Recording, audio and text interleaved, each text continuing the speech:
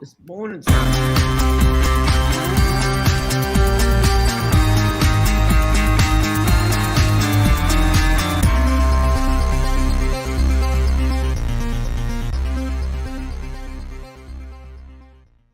Michael, Shawn, and the Takeover Legends, where the truth hurts, but also makes you laugh. Baby, tap in.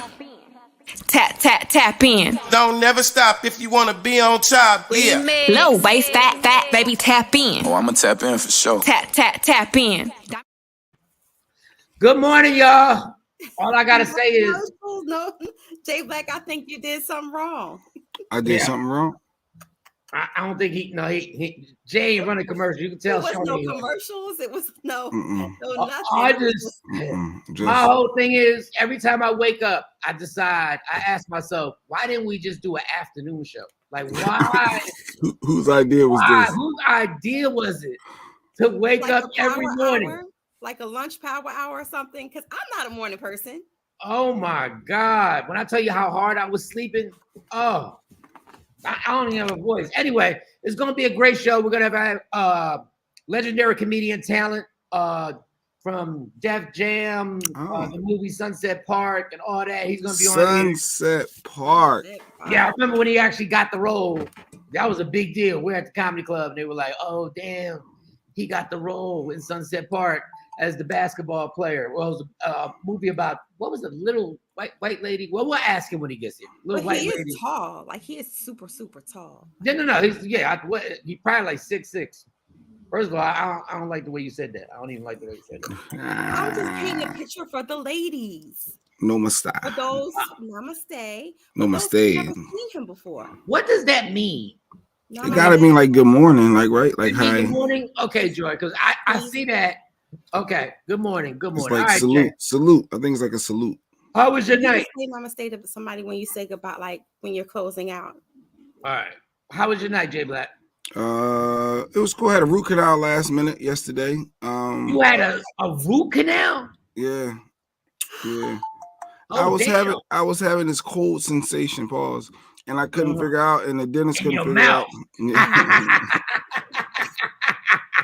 You was having a cold sensation in your mouth. Shut up. So go ahead. On to you. Okay, Joy. I was wondering what that meant. Okay. No, my dentist sent me to a specialist, and I never went. It's been like a couple months, and then I bit a piece of bacon, and it had a shooting pain with the cold sensation, and I couldn't take it no more. So I went to the specialist, and he said, "Oh, you got a crack in your tooth." Oh, damn. Yeah, it was like a little crack, and he said we got to see how deep that crack go, and you know how that go. But yeah, luckily it wasn't a vertical. No, I don't know. No, I don't know how that goes. I don't know. You ain't never had no root canal? No. Really? I had a vertical. At 50 years old, you ain't never had a root canal your whole life. I still got they my just wisdom. snatch them out? No, I still got my wisdom teeth and everything. What?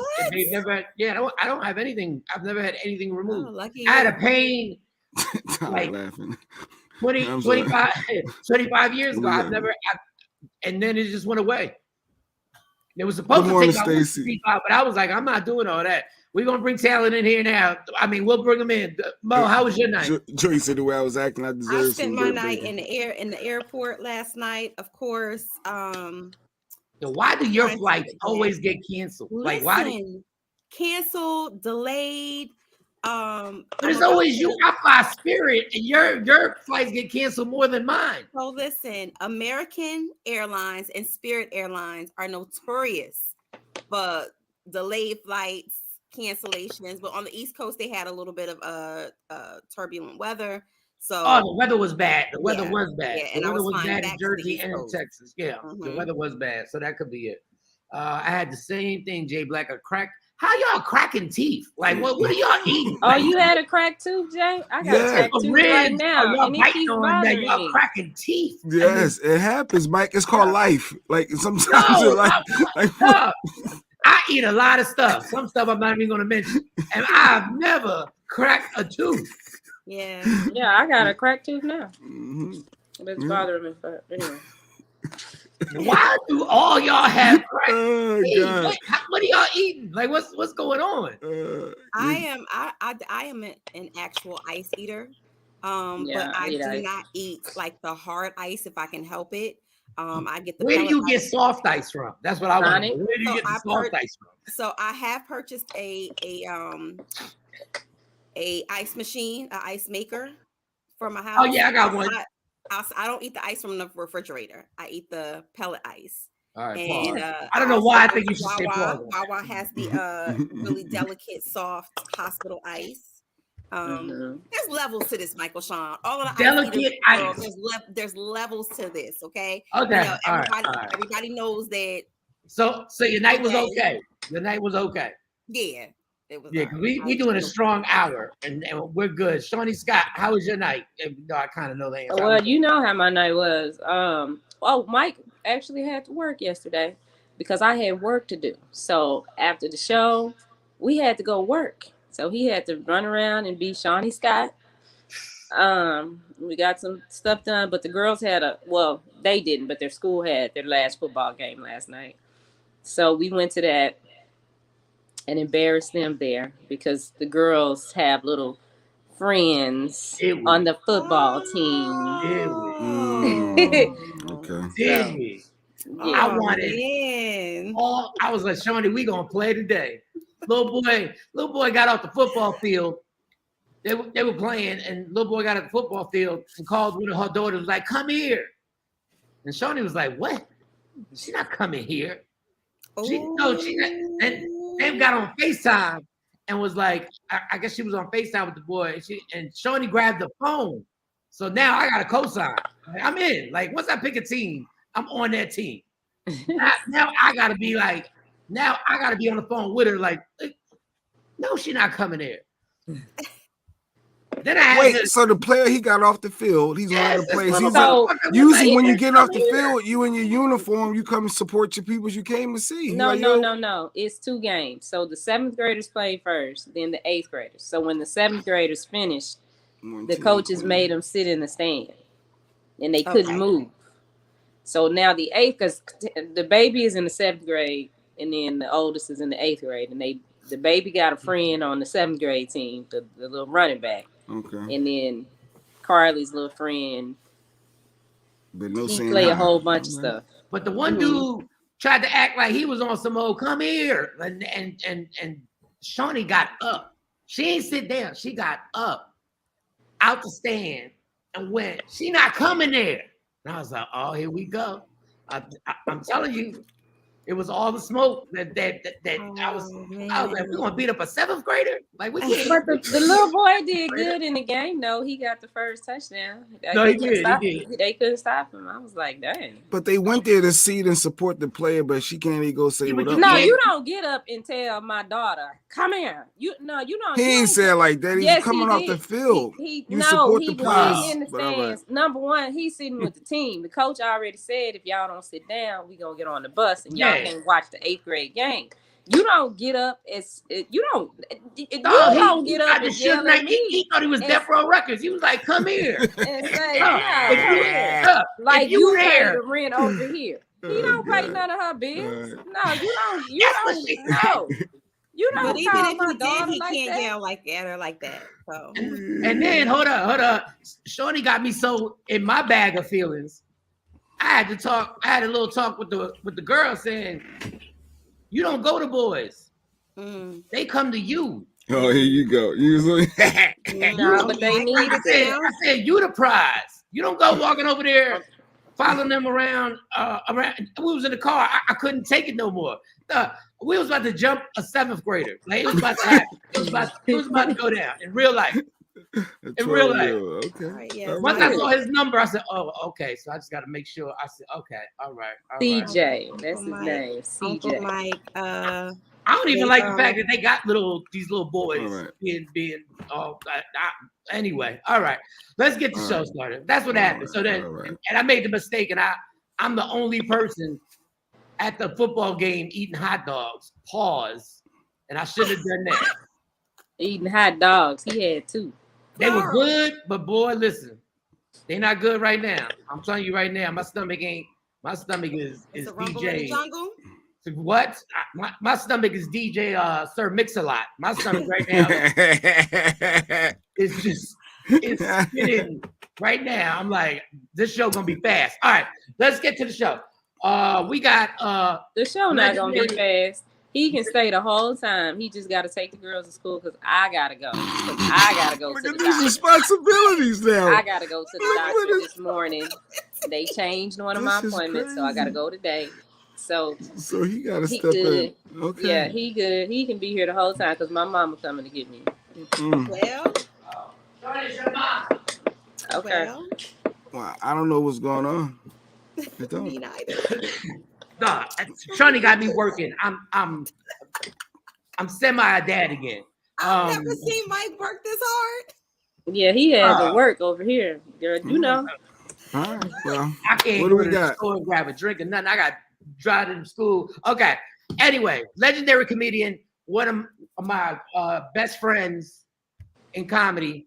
Somebody that you saw in Def Jam, somebody you saw in, like I said, the movie Sunset Park, somebody you've seen everywhere. Probably one of the, not just one of the best comedians in the country, but in my opinion, when it comes to hosting a comedy show, if you ever want to do a comedy show. And funerals. Don't forget he hosted funerals too. He hosted a funeral, I forgot. What was the celebrity that was the DMX's funeral? He hosted a funeral. Real popular. He will host a bar mitzvah. He do it all. If you got a sweet 16, he will kill the sweet 16. Ladies and gentlemen, please bring in my man Talent. My man Talent is in the building. Good morning. Not the funerals and bar Yo, mitzvahs. I'm laughing because I forgot I hosted the funeral. You forgot you hosted the funeral. I was like, he said funeral. I said, oh shit, I did that. The funniest thing in the world. Y'all are the best ever. Best ever. First of all, you know how jacked up your mouth is when they tell you gotta see a specialist. You're like, yo, I thought I was at the specialist. I thought y'all was it. I'm a dentist. I do regular. Oh, my man down the block that do disasters. Yeah. So he's like, and then he get mad because Mike Shawn got all his shit. You ain't never had a root canal? 50 years old. What's wrong with your mouth? Why are all your teeth still there?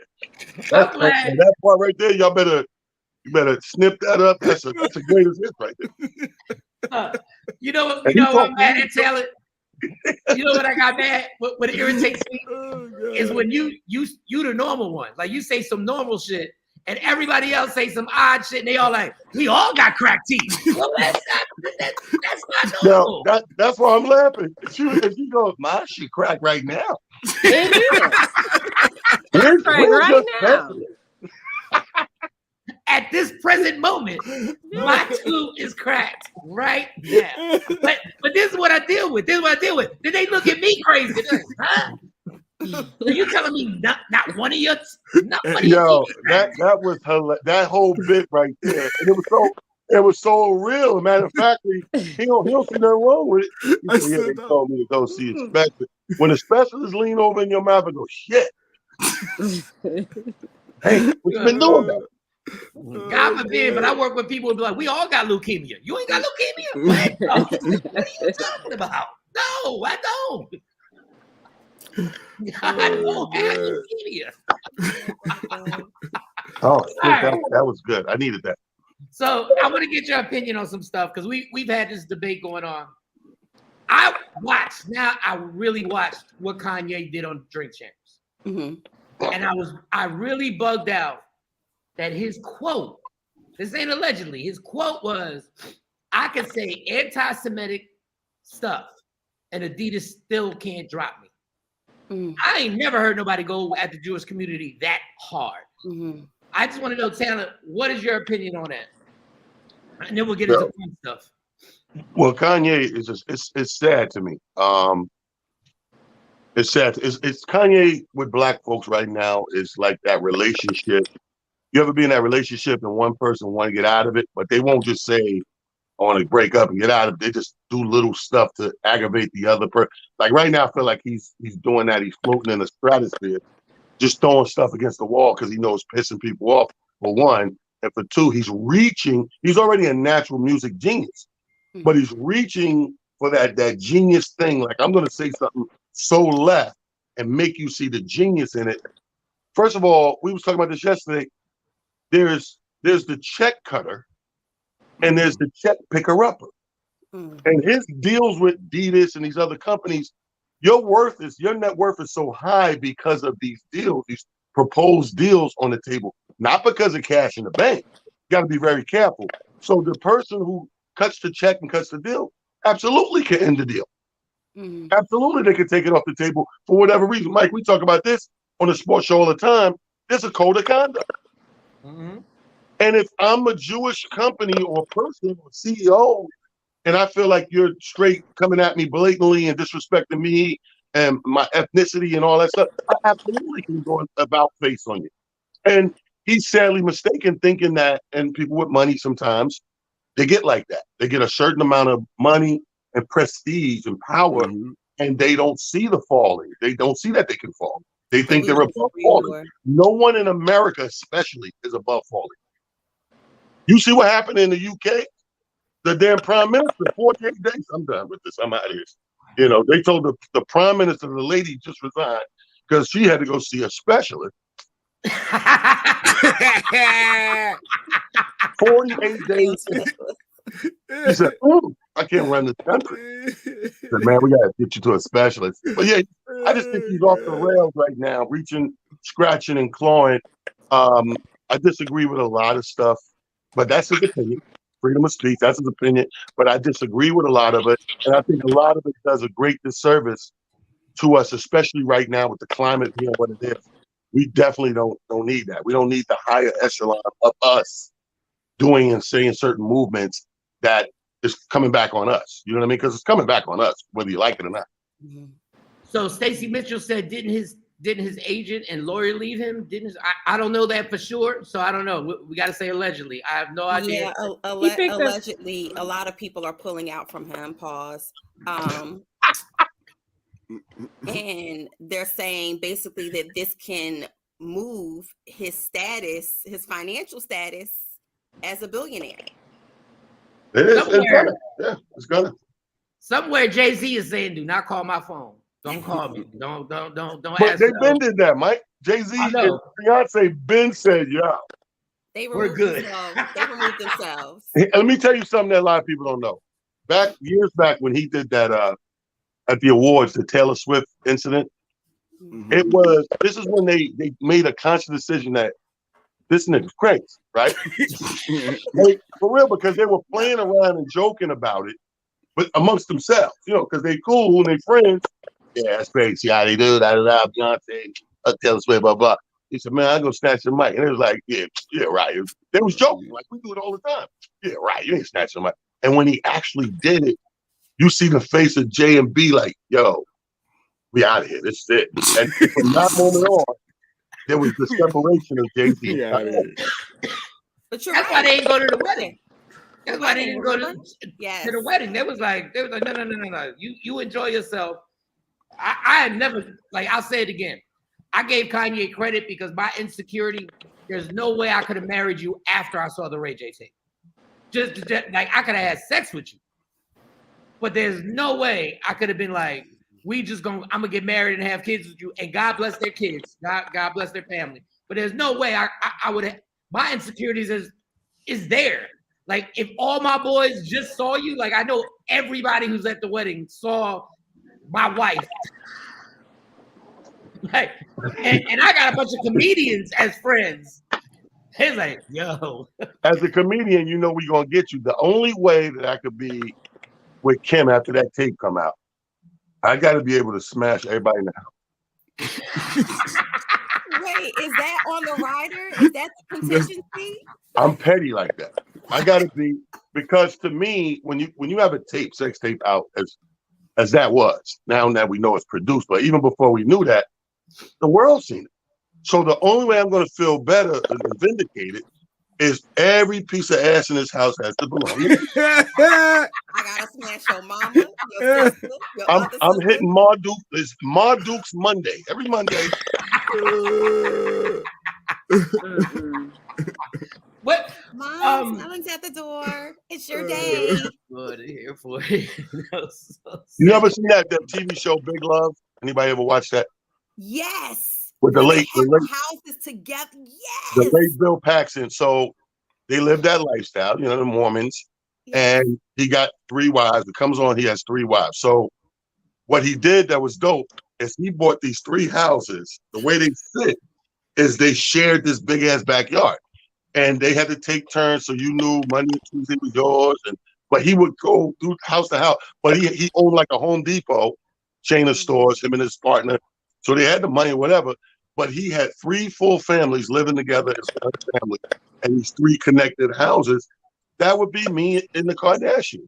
It would be the Kardashian Harris household. All right, so I want to ask you, what was the lady's name that was the star? You were in the movie Sunset Park. I can't remember her name. I don't know. Rhea Perlman, Carla from Cheers. Yes. Okay. I don't know why I couldn't think of the name. Questions. What is it? And then you can just rock with this. What is it about this business, this entertainment business, that pisses you off? The one thing, because you're always the reason why I asked this is that I've never seen talent in a bad mood until he choked one person out. That was the only time I ever saw him in a bad mood. And the sad thing is, I wasn't mad when I choked the person either. That's very weird if you think about it. I wasn't even that mad. I was just making a point. Well, what pisses you off about this? But you've been in this business for like, how long you been doing this now? For like 31 years. 31 years. Yeah. What pisses me off about the business and why I keep my projects and everything I do at arm's length, like the Heisman Trophy, is I'm a realist. I'm a naturalist. If you're natural and you're real, everything comes as organically and real. Everything. Entertainment industry is the total opposite of that.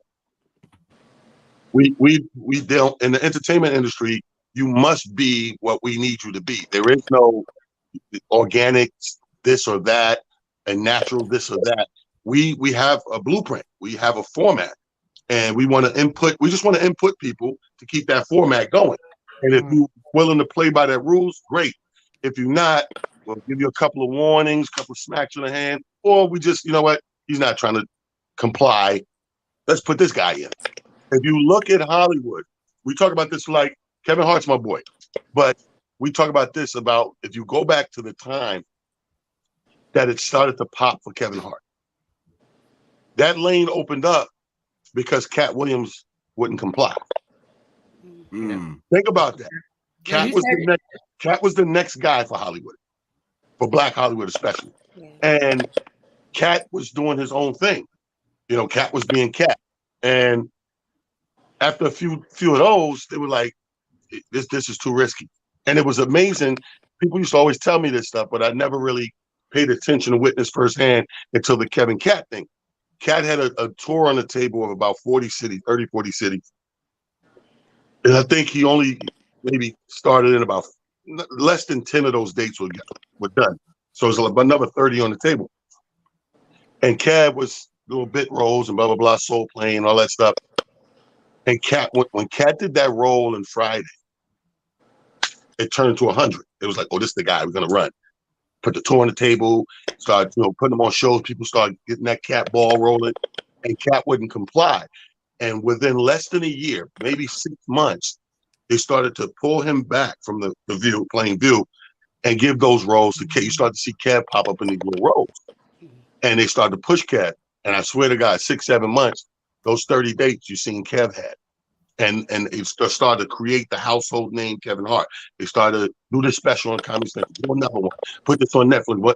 And the steamboat rolled, and you started to, unless you was a comedy fan and was aware of the inner workings of comedy, like Cat Williams shows and stuff like that, you started to visually dip off, and you started to visually see Kev being pushed in front of your View. And Kev lane opened up, and the rest was history. But they place you, they have a blueprint already.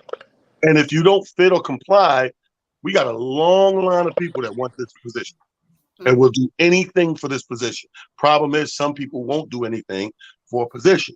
You know what I mean? It depends on what you want out of it. Mike, we comedians, we know 70, 80% of us comedians they're not real comedians. They're using this as a stepping stone, right, to be an actor, producer, writer, direct, whatever they really want to do. This is their stepping stone. Now you got guys like us that are we're really comedians. Like, I really want to light the stage up. That's my end game, is just to be the best at this. Mm-hmm. So who didn't Talent get down with then? Like, I'm looking, I remember this movie. I remember you were everywhere. Like, what happened at that point? Because I know you're still New York Scammer comedy. You got all of these accolades.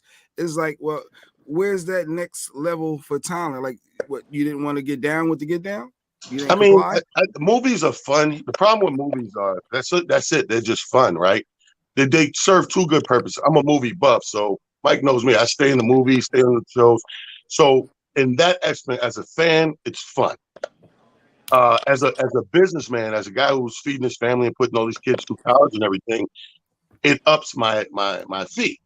So I like that part. I like that I did Sunset Park, and I went from $500 to $5,000 a gig, and then from $5,000 to $10,000. So I like that part of it because that behooves the family, the income, and the overall picture financially.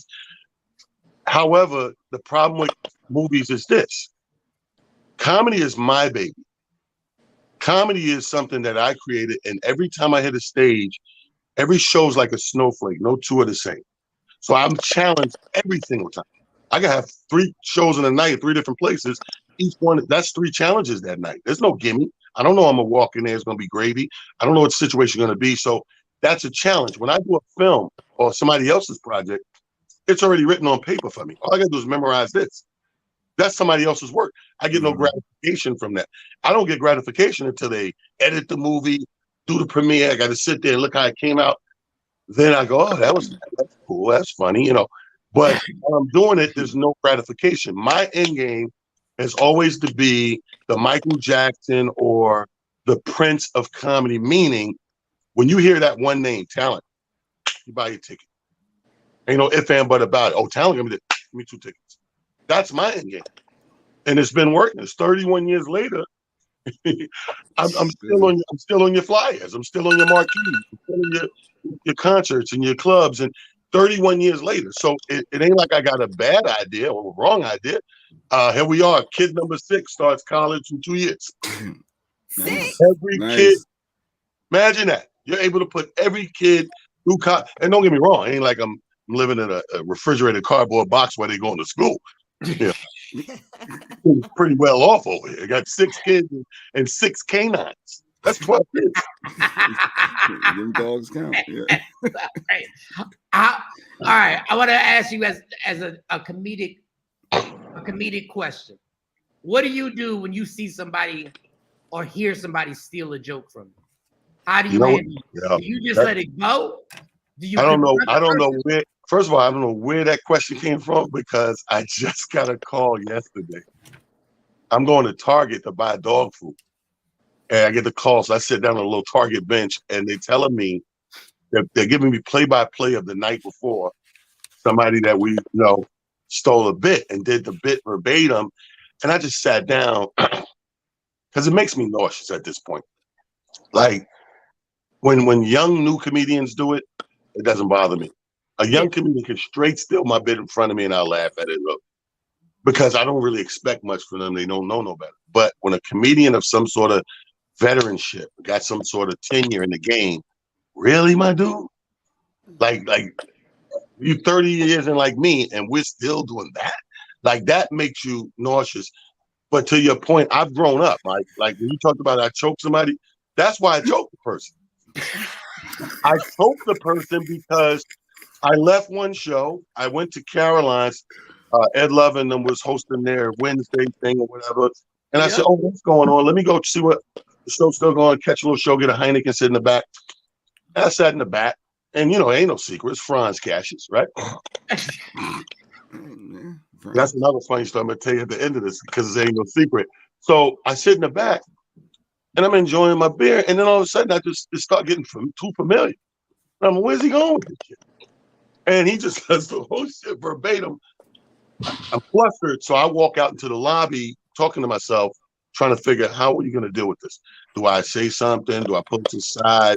Blah, blah, blah. And before I could figure out a plan, you heard the applause, meaning he was off the stage and he was coming back through the kitchen where I was, and it was no more time to plan it. So I just went up to him and reached my hand up to shake his hand. I was like, yo, bro.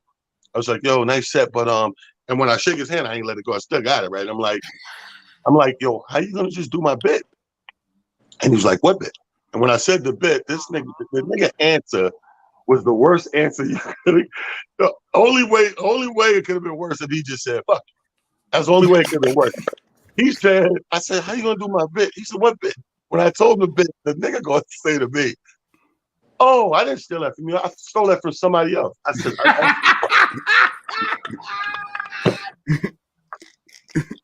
I just started choking this nigga.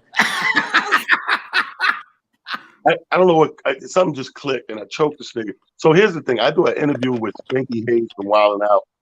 I think it was like last year or the beginning of this year. And he asked me at the end of the interview, he said, any beefs, any comedy beefs? I said, no, I'm too old for beefs. I said, certain people I prefer not to work with. I said, but back in the day, I told a story like I just told you, I choked Franz Cassius. Yo, I swear to God, 3 days later, this interview airs. It's 2 a.m. And this motherfucker's on the West Coast, and my phone rang, and it's Franz. The interview's totally out of my brain. I'm like, hey, Franz, because we're friends now. Hey, Franz, what's happening, baby? He said, yo, you choked me? I said, what? He said, no, I'm looking at this fucking interview. You said you choked me at Caroline's. I said, yeah. You don't remember when I choked you? I try to jog the memory. He was like, no. I said, Franz, you don't remember I choked you? This motherfucker said, I said, you don't remember I choked you at Caroline? Another dumb answer. He goes, nah, I remember you choked me somewhere else. I said, what is wrong with people? Like, do we think about our ancestors? I don't remember you choking me, Caroline. I remember you choked me somewhere else. So what he brought up, what he remembered, that's how, when you choke somebody real good, you fluster their memory. He said, Miami, you choked me in Miami coming out of the Rolex strip club. I said, no, I body slammed you there and fed you pebbles and dirt. I kept pebbles and dirt while I had him down. I was shoving dirt and rocks in his mouth. Wait a minute. How you confuse those two chokes? Like that's a whole different choke. You choked me at Caroline's. I'm never forgetting that. Because it's Caroline's. The fuck you gonna choke me on Broadway? The Lion King is across the street. Right. Mike, I don't know where you going today, but I knew his one story. If Tyler is down to share this story, Mike, he shared the story. Like, comedians, they get together. Hold on, before you say that, I just want to say you are not supposed to have sequels to chokes. Not supposed to be sequels. Well, clearly, remember, it was a body slam. No. Oh, God. There's no way I could beat Talent in a fight at all. But if he tried to choke me the second time, I would stab you multiple times with something. Go ahead, Jay Black. Go ahead. I'm about to check out. I will see you guys later. I don't know when I'll be back because tomorrow I won't be here. So I will have a great, blessed day. Wake up from the anesthesia. Have a great, blessed day. You gotta get anesthesia. Wait. You gotta get anesthesia today? Tomorrow. No, not today. No. Today. Oh, okay. I but tomorrow is the surgery. And She going to a special. I'll be back on the show. She going to a special. I like your outro. You got the human trafficking exit. All right, I might not see you guys ever again. I don't know. I got to figure out the combination of the van door. Oh, God. No, she better come back because I'm staying at her house. All right, go ahead, Jay. Have a beautiful day, man. Jay, take me out because I can't do it. I got you. All right, Jay, go ahead with your question. Hopefully you can remember it. No, I remember. No, Tyler has shared the story, and I ain't laughed this hard behind the scenes. I don't even know if he want to put that out on the air. Something about being in hotel rooms and urine and in the cup and I don't know, and bottles and when I drink the piss. Yeah, I didn't want to just say it. When Tyler drunk urine. Wait. I wasn't ready for that one. I have never laughed this hard. When I woke up and break this down. Wait, I wasn't ready. I just want to tell y'all, before he tells this story, I heard this story in the green room before I got on stage. It put me in such a good mood. It was Donnell Rollins. We was in Harrisburg. Literally helped me do a great job. Yes, yes, Harrisburg, PA. But if you want to share talent, I'm proud of myself. You know why I'm proud of myself? Because this is proof that I'm a real comedian. Because this is something that the average Joe wouldn't. But I can appreciate the humor value in it. So the pandemic, let me paint the picture of how I got here the first. Very lazy since the pandemic, right? As far as living range. So my living range now, I'm in a 3-story big ass house, and I haven't been upstairs. Right now I'm in the second floor. I haven't been up to my bedroom in 2 years, right? Because I got this big ass couch I bought, and this shit lays all the way back. It's huge. It's a bed. So why take the extra steps when I got everything I need down here? So what happens is I go to bed. You always go to bed with a bottle of water. Yep. Put it right next to me in the windowsill, boom. So if you wake up with the cotton mouth or whatever, you take a swig, whatever. Boom. So when you finish the water and they get the empty bottle, I keep them in the window because I'm so lazy that if I got to piss in the middle of the night, man, I don't want to walk all the way to my bathroom. I grab the bottle. My aim is crazy. My aim is nice. So I grab the bottle. I turn the top. I put the hose. Boom. Fill it up. Top back on. Back there. I'll dump that shit when I wake up for real, right? So now I'm doing this shit in hotels because it's fucking in me. So I got this big bottle of what's that? Life water or something? You ever see that water? I think it's called water. I've never had it before, but the bigger bottle, like nice size bottle. So I get 2 of those joints. I'm coming up. You know how it is, Mike. It's 2, 3 in the morning. We drinking all night. Grab these waters, man. Go to bed. Boom. So same thing. Like I'm home. I feel the earth. I got pee. I'm not getting up because if I get up, they wake you all the way up. So I grab the bottle. Now what I forgot is I already drank, a bottle, and it was empty. And the first time I woke up, I do what I do, filled it all the way up, and I put the top on it. Now, thank God, my urine at this time, it's a clear day. It's clear. No chance of cloudy. So I go back to sleep. You can find a positive in the story. It's a positive because his urine was clear. It was clear. So I wake up. Now, I'm like, harsh, right? So I look over, I see this full bottle of water. You know what? That's why I laid it there, I take the thing off, and I take a big swig of, Now, it's a little aftertaste. I'm like, so I look at the bottle a little peculiar because I never had this water. This first time I said, well, it must be the life water. Put it back. Not even 15 minutes. My shit dry again. I'll take another. These are big swigs, bro. I look at it again. The second time, that's a little. I stare at the bottle, man. I stare at the bottle, I swear to God. And I look, the only thing that brought clarity is I look where the TV was, and the other bottle is over there. So wait a minute. This dude, I get up. It's so many things wrong with this shit. I'm like, I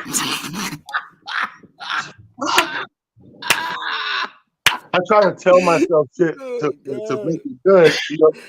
How many movies we seen where the person gets stranded in the desert or something, and they tell you drink your own pee is not. I start telling myself all this shit, right? None of this shit is working. I'm like, you justified it. A little sugar so Mike, ain't hurt nobody every once in a while. Oh God, Mike, like I know, any man do some shit that's embarrassing, right? The first thing you going through is, I can't tell nobody this shit. I can't tell nobody. I just drunk my piss. But I can't shake it. I can't all day. The next day, so I go to the 2 people that I roll with the most, that's closest to me. I'm like, you know what? We tell each other everything. Fuck it. And I said, yo, man, we tell you some shit. I said, let me say pause before I tell you what I do. I said, pause first of all. And they're like, what? When I tell a story, yo,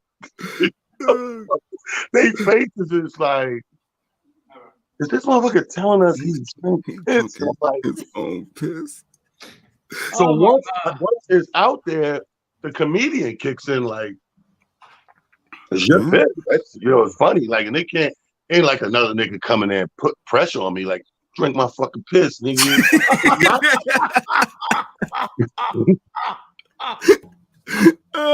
So let's just say I know me now. Oh Very God. All right. So Very well. Oh, that God. the fact you have no idea when Bruh. he told us this story. He said it so casually, and I didn't know where he was going with the story because Talent is a storyteller. Like you, so you just go like when he starts telling a story, you're like, okay, all right. And Bro, then it's like pee, like urine. Urine has it in for me. I'm convinced because it's like the urine gods are after me. I was in Dominican Republic one time, and they had this beautiful suite they put us in, and they had like the beautiful white pillars in the middle of your suite. Dope shit. Got the liquor on the wall, unlimited liquor. And one day, same thing, middle of the night, I peed. This right before the pandemic. I get up, and I think I'm trying to go to the bathroom, but I stop at the pillar. Like I'm outside my yard and I'm feeling so bad. So I go back to sleep. I swear to God, you couldn't tell me that shit wasn't a dream, right? So when I wake up, I said, wow. I said, I was crazy. I peed. So now I get to go pee the morning pee. I get up, I slip and bust my ass on the pee. And all I can think of while I'm laying on the floor, soaking wet in my drawers. All I can think of is like, that really happened. I really peed. I'm in it. You need to see a specialist. Yeah, right? Yeah. You need to see a specialist. Now all of a sudden having a cracked tooth don't sound so bad. Probably got this thing with pee. Before I do that, I'm gonna crack my own tooth before I do that. But is there because I know we ain't got to for so long, but is there a joke that you look back on? Because I've done this, like I've watched the video and I'm like, is there a joke you look back on that even though people laugh, you're like, what made me even do that joke? Because there's some jokes that I ended with that would rip that I go right now. Why did y'all laugh? Like why did y'all even laugh? Like I had a bit where I would end with this abortion joke, which is probably one of the darkest jokes I've ever done in my life. Like right. and it would kill at the end of the set. I'd be like, why did y'all laugh? The whole joke was based on women always say, if you want to see a man lie, have him lie about cheating. Right. But the bit was, no, you want to see a man lie, watch him try and convince you to have an abortion. And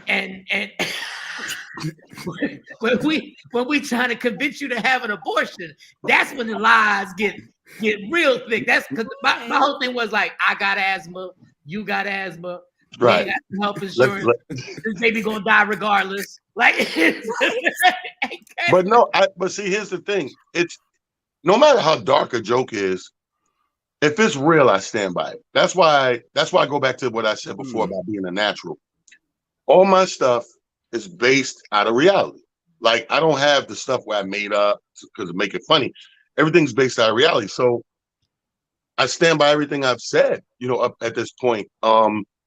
Even when I look back at old stuff, like for example, there's a set I did for Comedy Central, Jamie Foxx, Laugh-A-Palooza. That's one of my most proudest fucking televised sets I've ever done.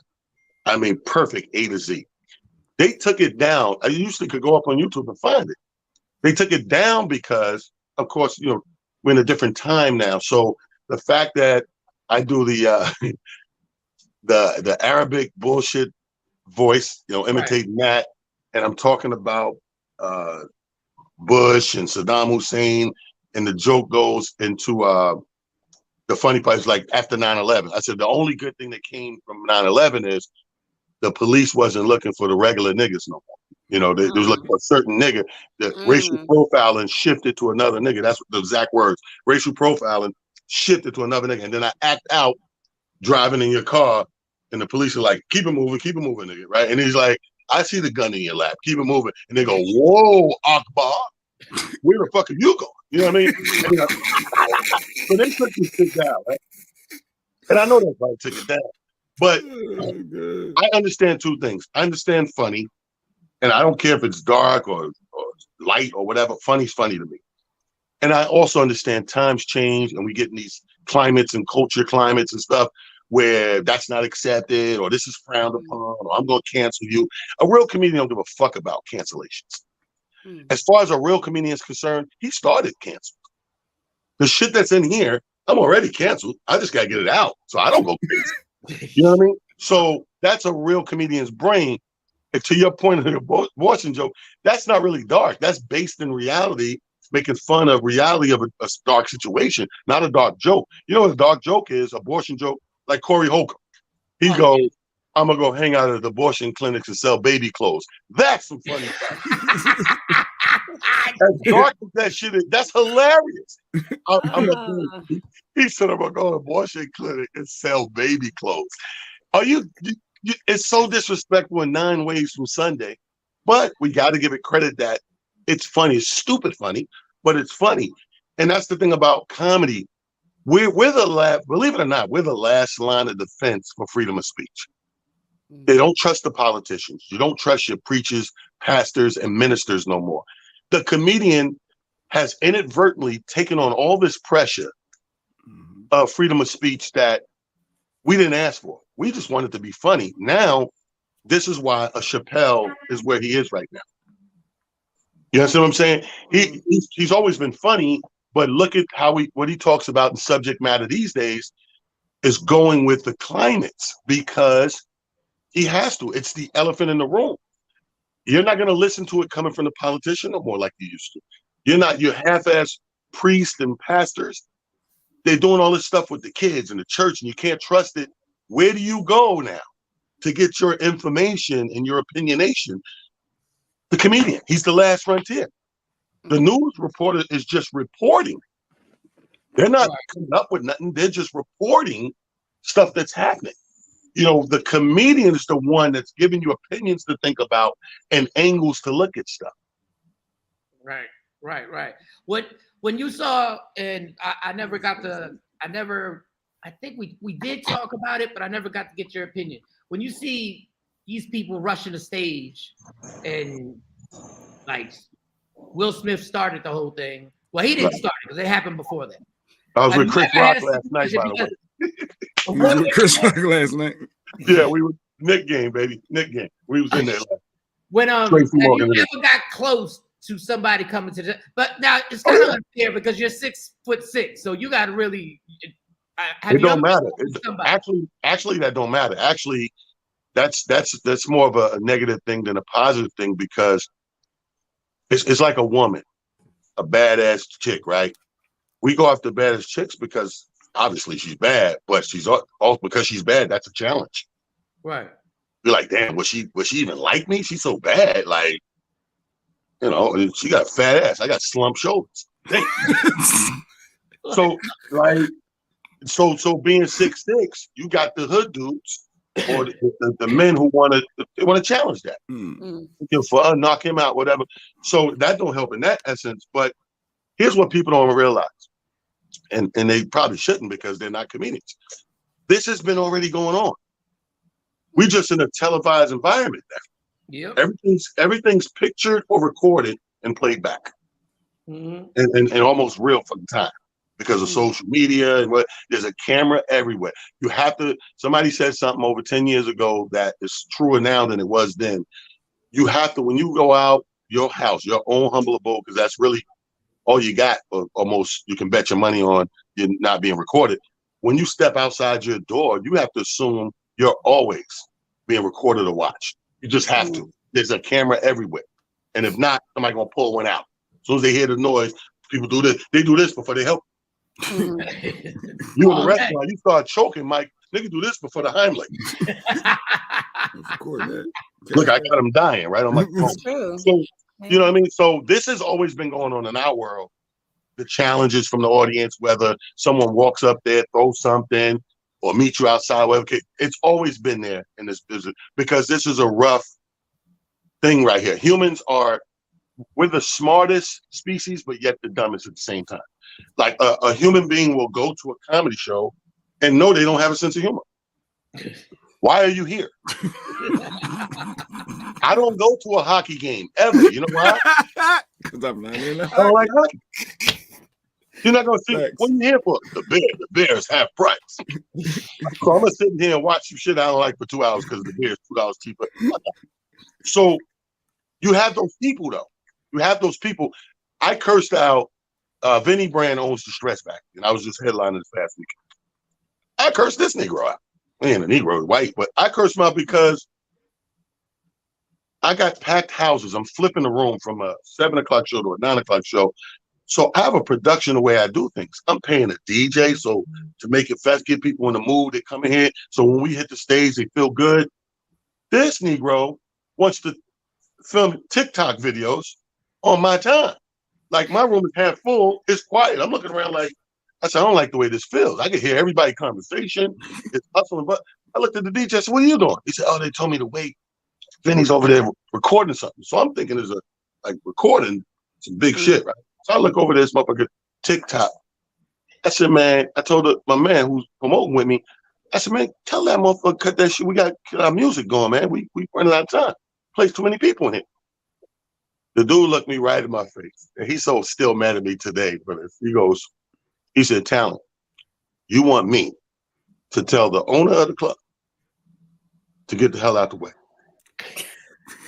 I said, absolutely yes. And they looked at me like, this nigga's great. I said, you want me to do it? Because if I do it, it's going to be all bad. You're more diplomatic than me. That's why I'm delegating this to you, because you're going to say it and no harm, no foul. If I say it, I already know it's going to escalate. Because Vinny's a comic as well. He owns the clubs, but he's a comic. So if I go over to it, I'm going to come off abrasive as a comic to comic. He's like, nah, okay, I got it. So he's bragging to me that after the fact, yeah, I went and told him, this motherfucker, you went after I made you go tell him. You didn't see nothing wrong with it. This shit look like a zoo in here. It look like no structure. Dude, you know, in the urban side of things, Black people naturally, for the most part, have a swag and a style with whatever they do. Def Jam didn't become the #1 show in the world by being Comedy Central friendly.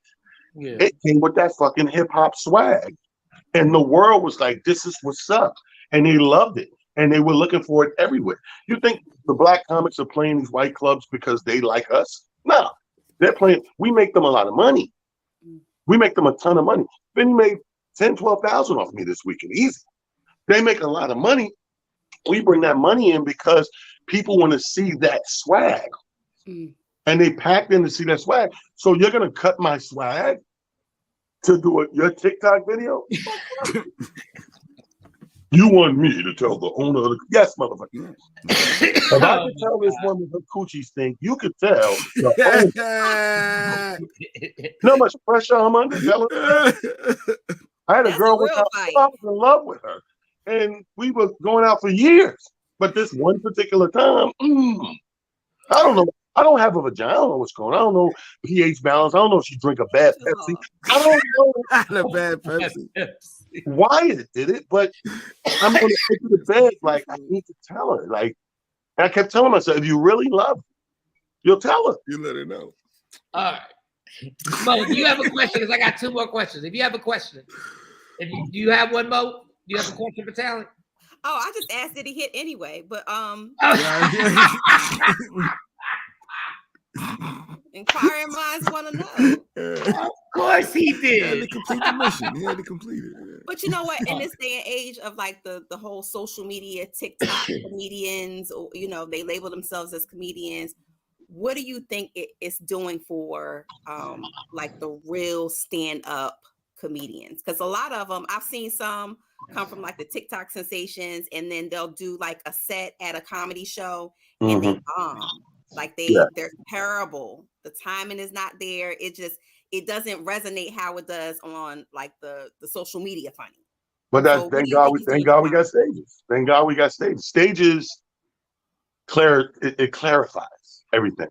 Like You get the guy off of TikTok or Instagram, got 1 million followers. He'll sell out the improv, right? And when he stink up the joint, when that real, because that's that instant gratification. It's different than editing a video and all. When you get on that stage, you get that real feeling like, I didn't do that good. They go right back on their social media and change the link in their bio from comedian to influencer. Because you had a rude awakening. Like, Mike, no, that stage is nothing to be toyed with. And I don't care what anybody calls themselves. Like, when you actually out there doing it, it's going to decide who you are and what you are for real, for real. So I don't really care about it. I think it's great. If you can monopolize and monetize anything, I don't hate on nobody. Paper flow, get it, do what you got to do. But again, if you're serious about it, you'll work on it and get to a point where maybe you can call yourself a comedian, or you're gonna bail, because that's a crushing thing. That instant gratification thing is a motherfucker. You know, like, sometimes comedy is a thing that a lot of people think they want, but when they get up there, they instantly, now you're back to being a mechanic. You got to realize we got that profession. To be honest with you, as a human being, there's things all humans want to do. Overall, I think almost 90% of people want to try comedy. If they have a sense of humor, they're like, "What? I always want to do that." You know, if you talk to anybody, whether they did it for a week or 2 weeks, I always want to do that. It's like women. You hear women all the time say, "Woo, oh, you bastard.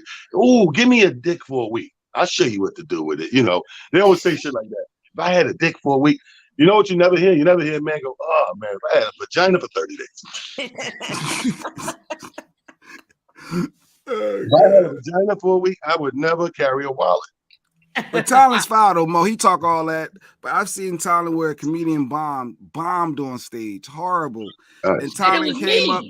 Wait, no, I'm talking about Caroline's.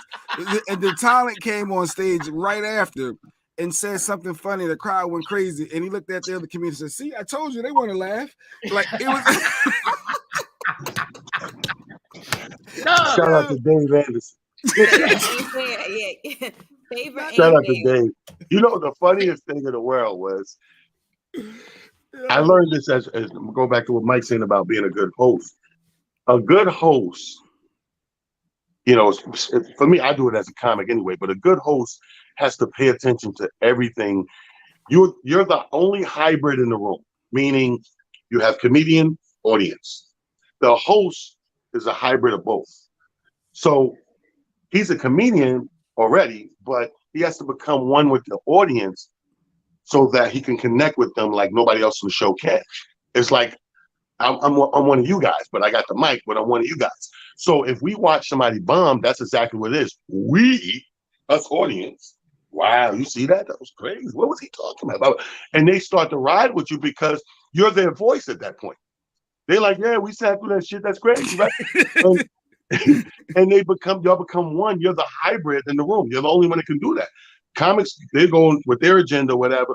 If they was to do the same thing, they're kind of taking a chance, jumping out the window. It may work, it may backfire. But the host is a representation of both. I represent the comics by introducing them, and I'm part of the audience by sitting back, taking it all in. The worst thing a comic can do is, that's why I hate these headliners that, what time am I going on? Or the show's at 8 o'clock, you're gonna hit about 9:15. Or pick me up at the hotel at 9 o'clock. I'm never that dude, because I want to see everything from the rooter to the tutor. So when I go up there, my Uzi's armed. I got every bullet I need to slay this room. If I come in and miss the first hour of the show, I don't know what happened. A lot of shit could have happened. Good shit, bad shit, whatever, stuff to talk about, whatever. But I'm not privy to that information. Nobody goes to a job unprepared. You want to show up to work prepared. Did you run the format for me? Did you print them out? Did you send the email? You want to be prepared. Your boss look at you and you're unprepared. You lose that job. I'm the headliner this weekend, and not one time did I step in the green room. Mm-hmm. I'm sitting at the door in my regular section when I do my Sunday nights there, because I'm still the same talent that you see on Sunday. Only difference is you're going to watch me 45 minutes to an hour stretch out instead of hosting. And I'm still got my same technique. Sit here, and I'm still the same talent. That you see on Sunday. Only difference is you're going to watch me 45 minutes to an hour stretch out instead of hosting. And I'm still got my same technique. Sit here, and I'm still the same talent that you see on Sunday. Only difference is you're going to watch me 45 minutes to an hour stretch out instead of hosting. And watch everything. I'm watching them seat people. I'm listening to the music. I'm vibing. I'm becoming one. I'm doing what I do. So when I get up there, I'm over prepared. I'm good money. So I want to ask you, Chris Rock and Kevin Hart had a conversation, and they were and you got brought up in the conversation, and they said talent can get on stage and never do.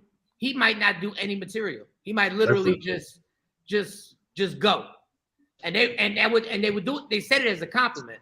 Right. So is there a point?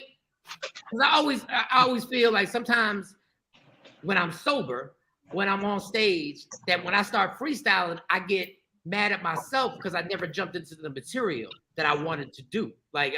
Because it just started working. Like things started working. Do you just when you go and like I forget the material. I'm gonna keep going what I'm doing, or do you get mad at yourself if you don't do the material? You do. But I here's the thing. I got that happened so much early on in the career that I just ripped the book up and threw it away. And like the ride is gonna go where it's gonna go. When it's those nights where you don't get to the material and you just organically killing off of whatever top of the head or current events or whatever the case may be, that's actually a bonus. I've learned to appreciate and embrace it because it's a bonus. Look at it like this, Mike. Look at it like the average comedy club never brings us more than maybe twice a year to play it, right, as a headline. I get what you're about to say, yeah. If I do a show and I went off the top of the dome, killed for 45 minutes, and then I fulfilled my job, I get paid, but I get to be brought back sooner because I still got a ton of jokes I didn't do. Yep. A lot of these guys, they got their monologue, and once they do that monologue, that's why the club says, well, we'll bring you back in 7-8 months because we got to give the people time because you just did this monologue. I can't bring you back in 2 months. They're going to hear the same thing and be mad. So 7-8 months is enough time. We'll bring you back and do it again. 7-8 months, enough time. We'll do it again. But this is what we do. When this is all you do for a living, I want to be brought back as quickly as possible, as many times as possible, because that is the difference in me making $100,000 a year and $500,000 a year. Yes, but do you get? But we skated over the fact that the Kevin Hart and Chris Rock, when they were talking on that interview, which was everywhere, it was major. I skated. I ain't skating. No. I'm just saying, like, no. I'm saying that's a big deal. Like when that happens, when you got two mega stars like that talking about you and how great you are and how they not look up to you, but they really respect you. Do you get more phone calls to say, yo, we need to book this guy, or I want time? Like what happened after that interview aired? Well, I mean, your inbox light up, your phone lights up, you're getting hit from all directions. Like one of the greatest things that I find, it was cute to me. I appreciate it. I was slated for 2023 to get the Red Fox Award next year. I got the call months ago, like, listen, we do this thing every year. This year, this year's the big celebration, the 100th anniversary, but we got you, we're going to give you an award. We want you to attend this year, but we're going to give you an award 2023. This video drops, goes viral. They call me back to do go, you know what, man, my committee met last night, and we're gonna move your award up this year. So I'm like, okay, cool. So yeah, this December 8th, we're in Atlanta, 100th anniversary. You, George Wallace, and I think like 2 other people are getting awards, whatever. And I'm like, I just laughed when I hung up. It was cute to me, like, oh, so you seen this little viral mention, and that sped your wheels up. Nigga, you could have did that in the first place.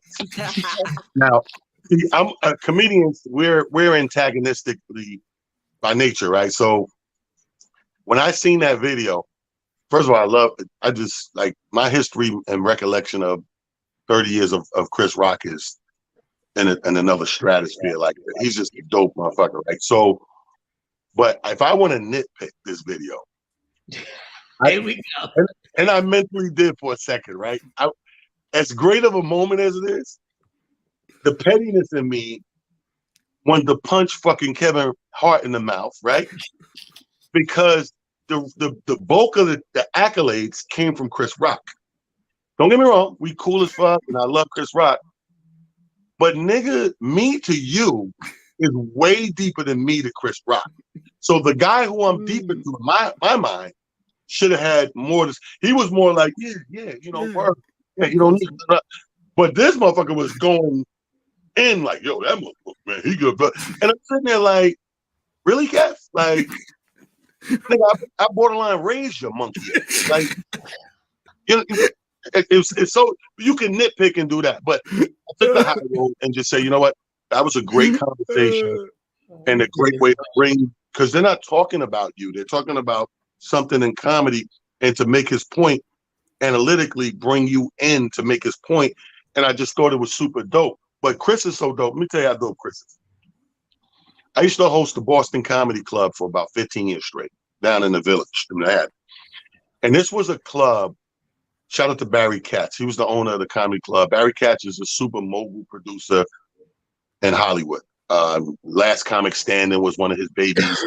He had everybody from Dane Cook to Chappelle to everything in between. Tony Woods, everything. And at some point he reached out, became my manager. And the Boston Comedy Club, they wouldn't open their doors on Sunday. Back in the 90s, for whatever reason, people were scared to promote and do things on Sundays. So I had said to him, because it was a mainstream club, and I mean, all the names used to go through there during the week. I said, he said, is there anything I could do, to help you? I said, yeah, you know what? I would like to do a night at the Boston Comedy Club. He said, well, we don't really get nobody a night on the weekends. What do you want, Monday, Tuesday? I said, no. I said, you know what? Give me Sunday. Because at that time, Mike knew we would work Friday, Saturday. We would usually come back home on Sundays. So I'm like, that's perfect. We're not doing nothing on Sunday. He's like, Sunday, you sure? I'm like, yeah. So we take the Sundays. Now, again, nobody's promoting shit on Sundays. We go, now we're just doing it. We're not even thinking money, to be honest with you. We're thinking a main stage that makes us look prestigious. So if I need a guy to check somebody out, he'll come in there. He's not going to the Peppermint. He's not going to the Queens, to Manhattan proper, but he'll come in there because it's a mainstream club. We start off $3, charge you $3. This place holds 150 people, tight. We start packing this bitch out every Sunday. Just me and Will just texting friends and get little paper flyers. And of course, my Kanye hat on real quick. Barry Katz being Jewish. Yeah. Why don't you charge a little more? That's not, because we're splitting the door with the club. So we don't really want to hit him over the head. Just go up a little bit. So we went from $3 to $5. Still packing them in every week. Every show sold out. It's been a while. You might want to raise a right? Now you go to $7. Then you go to, eventually you're at $15 over the years, right? So he's happy. He's making money hand over fist. We're adding shows. We're doing 2 on Sunday. Chris Rock comes one night, and this was the norm. Bill Burr, Chris Rock, Dower Hammond, David, anybody, Chappelle, everybody, Wayne, everybody comes through on a random. So Chris is in this joint. Now the place is packed. Chris is in a hall like this, right? A hat like this. And I don't know who he is. I don't see him. And Will comes to me. My partner, Will, goes, hey, man, Chris want to do a guest spot. He want to know, can he go up? I said, Chris who? I said, Chris Rock. Where the fuck is Chris Rock? Where? They're right over there. I look, and I said, oh, shit. So I walk over and say, Chris, what's good? He said, what's up, man? He said, I've been watching you funny, blah, blah, blah. I said, no problem. Yeah, absolutely. He said, I'm working on a special, so I'm going to be up there. I'm not going to lie to you and say, give me 5 minutes. He said, I'm going to be up there 25, 30 minutes. No problem. Chris Rock, what am I going to do? This is going to make the room look good. I love when he did that because it made the room look great. So I'm like, when do you want to go up? He said, you could throw one more and then bring me. I said, no problem. I bring him up. This dude does about 30 minutes. He got his little paper. He's working it out. But if you're in the audience and you paid $5 and you're watching Chris Rock do 30 minutes, you're ecstatic, right? So he comes out. This is how cool he is. He goes, yo, who's your agent? I said, William Morris. He said, okay. And that was it. Have a good night, talent. Gone. I thought that was the weirdest shit in the world. Why would you ask me? Whatever. My next Def Jam airs. And I don't know if you remember, Chris Rock had the Chris Rock Show on HBO. Mm-hmm. So Def Jam came on at 11. Chris Rock Show came right behind at 11:30. So this particular night, and I don't know how strategically it did the shit, but this is one of my proudest televised moments. It's like my Def Jam was a dope ass set. It aired, right? Boom. I'm like, yeah. And then right when Def Jam went off, that HBO Chris Rock Show comes on. but it comes right on into a skit like SNL do sometimes. Like it goes right from Def Jam credits into a skit with him and Stuart Scott, the late great, God bless the dead. Stuart Scott, they doing like they're on ESPN doing sports highlights, but it's highlights of Def Comedy Jam. Oh, so you can pull this up on YouTube. Just put in, the Chris Rock, Stuart Scott skit, dopest skit probably he ever did on the show. But they're sitting there and he's like, okay, if you missed the game tonight, Def Comedy Jam, got off to a slow. So they're going through the episode, and you're saying your jokes. They're stopping it. They're doing the Pat Summerall shit. They're circling this shit like the NFL. This guy talent, he did this, and they circling shit, and like you're doing a humping motion. They're circling your genitalia. You look at the genitalia, but it's playing your set a second time, and it's on the TikTok showing this dope ass skit. And I was like, then it registered. Who's your agent type thing, the whole thing, because he was going to do something with it, whatever, to highlight you. And I thought that was the most stupendous thing. And every time we're in the same room, like last night, we'll go to a Knick game and we'll be up in the suite and where all the people are and everything. And we're always chopping up comedy shit. Like he's a real comedian. When you go back to the humble beginnings of a Chris Rock, he was actually the first hit or miss comic that I knew. Like, you either loved him or hate him. There was no in between with early Chris Rock. And now everybody pretty much loves him. Like he got there. He's fantastic. So I just want to give this quick story with talent. At the Boston, first of all, it was really tight walking in this comedy club. And there was a security dude, and he was like, the security dude was like, you gotta move, right? And there was somebody next to me. And I was like the shoulder, and we were shoulder to shoulder going up them tight steps, right? And I look dead, and it's Prince. Prince is in the comedy club. And dog, like I literally looked this dude in his eye. I should have said pause, but we ain't say pause back then. And I was like, I looked at my thing like, he said, I love you. I love said you. it like a girl. I was like, Prince. And he just went, mm-hmm. That's all he did. He said, mm-hmm. So, and this is my last story. So you would do other comedy shows, but you knew Sunday was the place that you needed to get on stage. But when you knew, you just gotta linger. You know what I'm saying? You just gotta hang out and be like, yo, can I get on? And I go to Will, go to Talent, like, no, I'm gonna get you on, get you on. And this is when Chris Tucker was on fire. This is when Chris Tucker was blazing shit, right? So Talent's like, yeah, I'm gonna put you on. And Chris Tucker happens to do a set and like lights this whole place on fire. Like just it's rumbling in this bitch. Because if you make Boston laugh, it would literally rumble in that motherfucker, right? He got done. Talent looked at me and said, you still want to get on? Not after that. And he was like, just come back next week. I said, okay. Because you know what? Because that means I respect you. Like if I didn't respect you, I would have threw you on to teach a lesson. Like sometimes you do stuff to teach. I told somebody last Tuesday, shout out to Salsa Confuego in the Bronx and Rob's room. This room is a huge, I don't know if you've seen Salsa, right? Inside, how big it is. I haven't been there yet. I haven't gone. When you see Salsa, you're going to be like, how the fuck? It's a big room. And back in the day, it's been going on 8 years now. When they first started, it was too big. They didn't do it right for comedy, right? So if you wasn't exceptionally whatever, the back part of the second half of the room, there's a bar back there. And people would just stand around it and it'd be crunk and packed back there. And the first half is tables and chairs the way it's supposed to be. Big stage. Talent, real quick. I got to pause real quick. Okay. So there's breaking news, which you just said. I'm pausing you because you just said this. That Kanye West just lost the Adidas deal. I told you. Lost the Adidas deal. People, you got to understand this, man. Let me tell you something. I know how business works, bro. But it ain't over. You're going to see breaking news all week. Watch. You're going to be seeing breaking news all week because when you deal on a billionaire level with those billionaires, their power, money, and influence is at a place you cannot even begin. I'm going to tell you where the worst thing that ever happened to Kanye when it comes to this, and then I'll get back to the story, is the worst thing that could have happened to him is for Trump to let him in the White House and made him feel whatever. Yeah. That was, even Kardashian. The worst thing that could have happened, because Trump's such a loose cannon, he knew what he was doing. And when he let them in there, now an already cynical mind just multiplied to the 100th power. So watch how this unfolds the next 2 weeks. But anyway, Salsa, the old Salsa, was fucking horrendous. So I would say out of every 10 comedians Rob have in there, 1 or 2 may do good.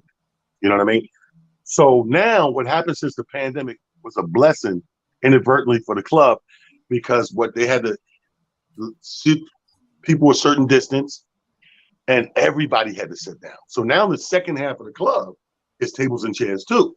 So the whole club is sitting down, which is great for comedy. So I'm in there Tuesday and I'm hosting this night, and I got a banging lineup. I got Freddie Ricks, A.G. White, Shawn Harvey, Timmy Hall, Smokey Suarez. That's my lineup, right? And Timmy says to me almost halfway through the show, I said, I'm gonna switch it up. Shawn, you next. I need the energy, blah, blah, blah.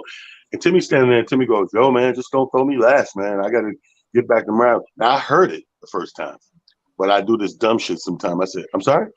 He said, no, just don't throw me last, blah, blah, blah, blah. I said, I can't hear you. Say again? I wanted 3. I got the third time. The third time he said it, I said, bro, don't ever say that to me. I said, I don't even tell people when they're going up, first of all. Secondly, if you come off to me scary and scared, I'm not going to be able to use you the way I'm using you. I'm looking at you like a heavy hitter. You know what I mean? So in these rooms, when I'm booking you, I'm looking ahead of you. The minute you tell me I can't go last or don't put me last, I can't use you. If you come in with a criteria and specifics like that, dude, you're a comedian booked to do a comedy show. When you get here, just be ready. You know you're going up. One time I watched Chris Thomas bomb in there, and that's the first thing he said when he walked to the back of the room. Everybody's like, ooh, man, that was rough. He come to me and go, man, I didn't know I was going up. I said, you didn't know you was going. I didn't know you was on the show. He said, nah, not that. I didn't know I was like going to be first or next. Dude, as soon as you walk in here and you know you on tonight, you got to know the subject there. Give it up for Chris. You're on the show. It's not a surprise. He acting like we came to his house. And said, give it up for Chris. We need you to do like 10 minutes. You're in where you're supposed to be. You know what I mean? So, I mean, if you don't, sometimes I put people in position to either test them or teach them a lesson. Sometimes you got to teach a comic a lesson. Some of these guys don't respect or know why things happen. A guy who always goes in a 1 and 2 spot, Mike, that's what we call, that's the juicy pussy. Excuse my French. That's the juicy pussy. Like, if you're any type of good comedian, you should have a great time in spot 1, 2. As it gets later in the night, it's more trying. Yeah. You know, you got to come harder. You got to be fourth quarter. Yeah, fourth quarter. It's tough. You know what I mean? They done sat through a lot. They've been drinking for 2 hours. It's so much into play for that last guy or the guy going on later to deal with. But if you get the 1 or 2 spot, you got the juicy spot. So you'll get these guys that's always in a 1 or 2 and think they are better than what they are. And I've had that at the Boston. This guy, it was a New Jack, and he was like, how long am I be a New Jack? You know, I want a paid spot. How long be a new? I said, bro, trust me. I ripped every time I'm in. I'm like, this nigga don't understand. You're in the juicy spot. Okay. You know what? Come back Sunday. I put him like in 4th. Eat it. Wow. And now you want to be in my ear all night. I don't know what happened tonight. It's a different crowd. I'm trying to tell you, bro.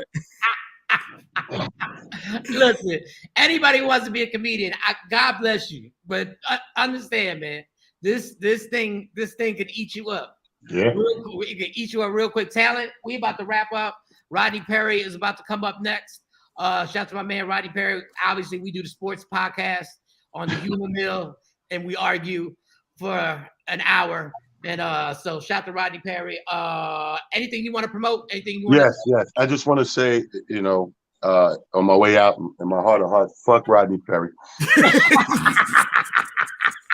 we was messing with him yesterday about Chicago. Chicago playing Monday night. But yo, dude, I'm leaving the Knicks game. I'm not even watching football, dude. I'm all about Knicks. I get on the train coming back uptown. Phone ring is Rodney Perry. I totally forgot. So we bet $10. Rodney Perry calls up. I said, "What up, Rodney?" He said, "Hey man, I'm out with some friends eating at the restaurant right now. I'm a little short. Can you cash at me that $10?" I need that. When I saw that, I was hollering, dog. That was the best. He got my ass last night so crazy. I said, "Yo." I couldn't stop laughing. 30 minutes on my train, I said, "This dude," but he didn't say, "Hey, I beat you, I bet you." I know where he was going with it. He's I'm like, a "Yo, little now short right now. I'm a little short." Is there any I way? love you, Rodney Perry. Hey, everybody, support your boy. Follow your boy on Instagram. Talent the Comedian. It's Just Comedy on Twitter, and New York King Talent Harris on Facebook. I love you guys, man. Thanks for having me this morning. Thank you, Talent. Good looking. Appreciate you. Yes, all right, sir. I'm out of. We out of here. I gotta take the kids to school. Daddy duties. All right, and the surgery tomorrow. Shawnee got surgery tomorrow. So you here tomorrow? Or you gotta be there with her for a surgery in the beginning. I guess. I don't think we're gonna be here tomorrow. Now I think about it, because I know she just. I don't know why they got to do surgery so early in the morning. I don't know why. I don't know why they can't do surgery in the afternoon. Like I don't understand why they always want to start early in the morning. Crack of dawn, like your body is in a different situation at 5:30 in the morning. I think it's like 5:30, 6 o'clock in the morning. But anyway, we'll figure it out. Yeah, because it'll be Jay Black and Mo then. But I might be able to Sequisa maybe Mo do a bunch of entertainment news. There's a whole bunch of stories we didn't get to. So there's a whole bunch of stories. Well, shout out to my man Talent. He's hilarious. Kanye West did lose the Adidas deal. I just looked it up. Which is crazy that they gave up their money. I know they didn't want to. That's probably why they were stalling. But you can't just get on there and say, I can say it's worth anything. Millions, multi-millions. Like what he says and what we sell. That's hard to walk away from that. That has been hard for Adidas. So now, if I'm Nike or if I'm K-Swiss, I'm somebody else. Somebody else say, "Yo, I can do them Yeezys." They're what is the for things like that, for Adidas and companies like that? Yeah, not millions, billions. Yeah. Their public opinion, their public perception is so affected that the pressure right now. Like I that's why I didn't understand why Kanye would just come out his face and just literally say, "I can say anti-Semitic." That's like of a white dude who was making millions or billions for a company said, "I can say the N-word and say it. I can say the N-word right now, and they can't drop me." Because the protests already started. People already wanted to protest against Adidas and boycott them. That's the proper term. They wanted to boycott Adidas. So they probably just didn't want that stress. They didn't want that relation. I guess it's tough when you got $2 billion in the bank. I don't know. I guess you could feel like you could say what you want, because I know I probably could. Oh, I would. Yeah, I wouldn't even. I wouldn't even see me if I had a few $1 billion. Y'all wouldn't. The only people that would see me is my close friends. Y'all wouldn't even. I wouldn't even be on social media. I'm like, for what? For who? For what? But, yeah, for who? For what? So somebody else is going to pick up Kanye. All he has to do is say, "I'm sorry," and go to some type of rehab. And Puma will be up next with the new Yeezys. All you gotta do is say, "I was off my meds and I'm back on my and everything meds." Is back to normal. That's it. Literally, that's all I say. I hope, but that's a crazy situation that we were just talking about. Literally, that is a crazy. Listen, man. Love me for who I am, not who you want me to be, because I can never be that. Understand there's only one thing in life is guaranteed, that if you offend a certain culture, you will lose your sneaker deal. Mm-hmm. You fight for everything. Fight for your happiness. Never let anybody take it from you. And that's it. We hopefully, if we do the show, I can do the show from my phone while I'm there, because I'm not going to be doing nothing but sitting there. Honestly. Holding a purse. Yeah, holding a purse. In the bag. Her 90. Yeah, and I don't know, and maybe going to the grocery store and picking up dropping the kids off of school, almond milk, picking them back up, dropping off food. Let me make sure these girls is ready. All right. Right. This is crazy. This is hilarious. At least your hair's still moisturized, but Yeah, exactly. we out, bye. Michael, Shawn, and the Takeover Legend, where the truth hurts, but also